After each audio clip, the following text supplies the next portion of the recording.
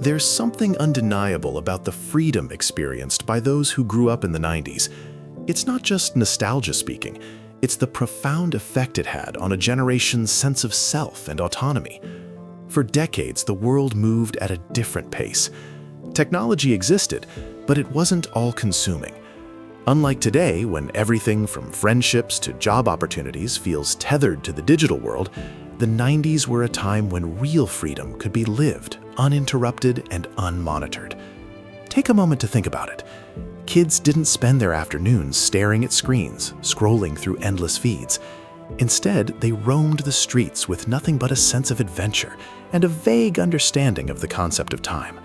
No parents pinging them every few minutes, no social media notifications telling them where their friends were hanging out. They had no idea how the world was going to unfold in real time. They just lived it. In the 90s, childhood didn't need a blueprint. Play wasn't scheduled, it wasn't organized by adults, nor did it need to be. It happened organically. There was no checklist of things to do or apps to track progress. You left the house in the morning, and as long as you were home by dinner, it didn't matter where you went or who you met. No one needed to know your every move. No one expected you to be constantly available. The idea of freedom back then wasn't just physical, it was psychological too. It wasn't about being watched or monitored, it was about being trusted to figure things out on your own. As the years passed, the rise of technology began to shift the very definition of freedom. It wasn't sudden, but it was undeniable.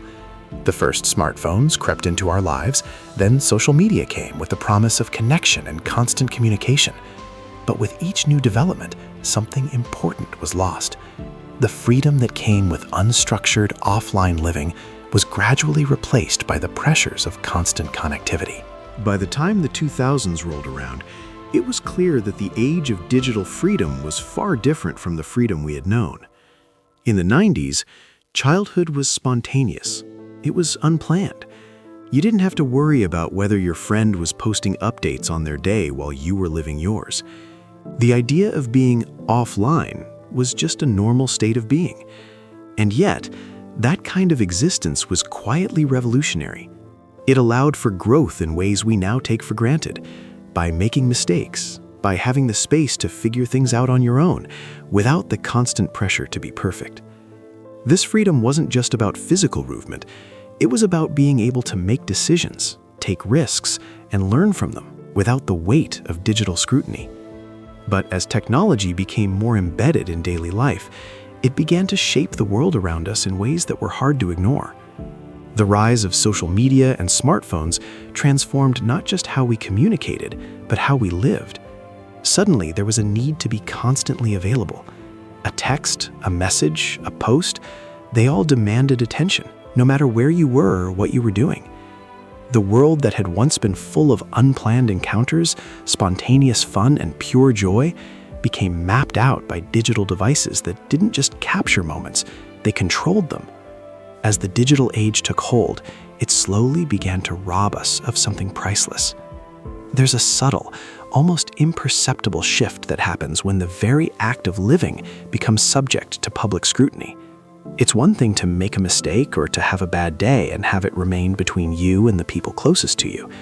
It's another thing entirely when that moment is captured, shared, and analyzed by people who may not even know you. What was once private, personal, and fleeting became a permanent record for everyone to see. The kind of freedom that existed in the 90s, when kids could run around without fear of judgment, was slowly erased. The cost? A sense of authenticity that many younger generations will never fully experience. The digital era brought with it an entirely new way of experiencing entertainment. In the 90s, TV shows, movies, and video games weren't dictated by an algorithm. You watched what was on. It wasn't about what the system thought you should watch or what everyone else was watching. It was about what was available in that moment. And sometimes that sense of limited options created the most rewarding experiences. It was about discovering things on your own terms. There was no endless scrolling, no curated feed deciding what you'd watch next. It was organic. And perhaps that's one of the key things today's kids don't realize.